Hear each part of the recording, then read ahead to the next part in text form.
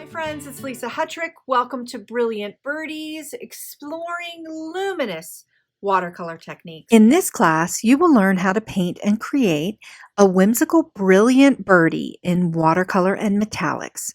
We'll create a fun 3D project together that can be turned into frameable art or a greeting card.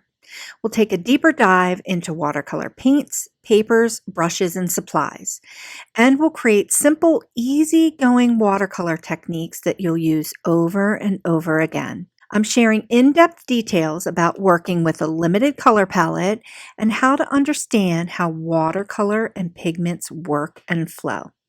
We'll cover 5 essential watercolor and painting techniques that will help your brilliant birdie glow. I'll demystify and walk you through each technique step by step before we paint the final project together. Watercolor is my favorite medium to work with, and I know it can sometimes be challenging. I'm here to help you have more fun and experience more joy with watercolor.